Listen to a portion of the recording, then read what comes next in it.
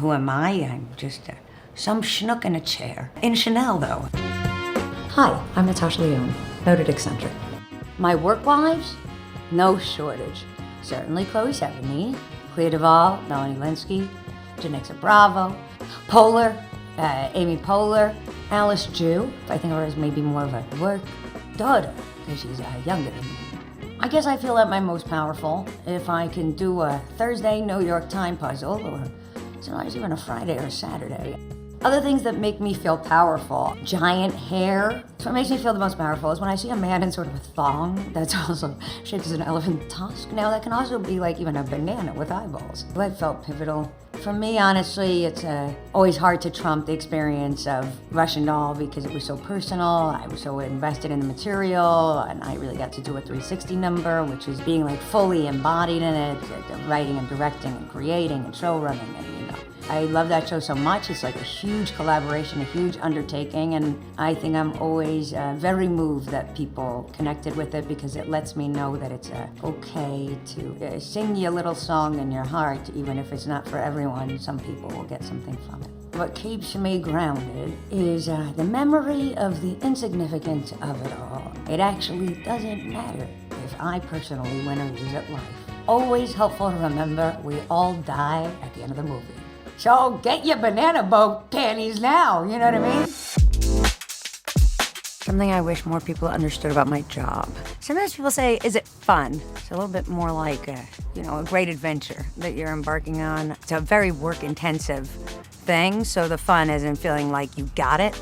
I think probably the thing I have the most fun with is at the monitor, when directing and things like all come together, and you're like, which just happened. That is very satisfying. The best piece of advice that I received is to have the talent to back up the talent, because I think a lot of people are gifted, but you have to take care of that gift. I'm a big beach person. I'm always looking forward to what I call the Shawshank at the end of the movie, even if those are TV shows. And when I get there, I'm like, full Shawshank. I will say that for sure my happy place is in writing. I have a lot of secret scripts and sort of Google Docs that I work on with some pretty extraordinary people that are writers. I'm writing something right now with Britt Marling, who I adore, and our inner children are delighted, and it actually gives a lot of energy. It almost doesn't feel like work at all. It feels like us in a playpen doing our thing, and it's very invigorating. My first audition, well, I was so young. My mom had taken me probably to some commercial or something. I do recall crying.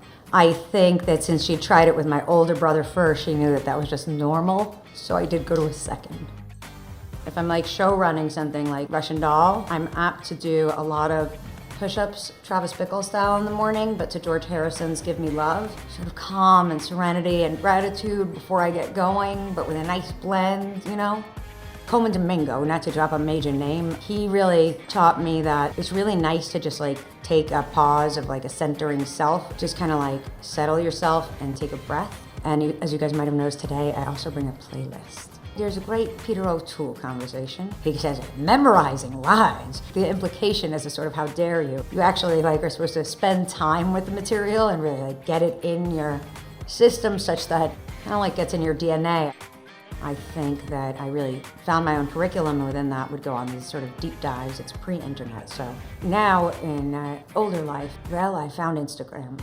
So I think I saw something where Anthony Hopkins talks about how the way he does it is he'll read a script sort of 10 times over. It sort of has to enter your system. To prepare for a scene, I like to be completely off book, mainly for anxiety or exactitude. And from there, I like to sort of find the space for improvisation or surprise. I think it just makes you looser. No spoilers, but the finale of Poker Face this season, which I was lucky to direct, had a surprise cameo by someone who's very special to me. It really changed it. Ryan was there, we were so delighted. She got involved, and that was completely spontaneous, and it really made the scene.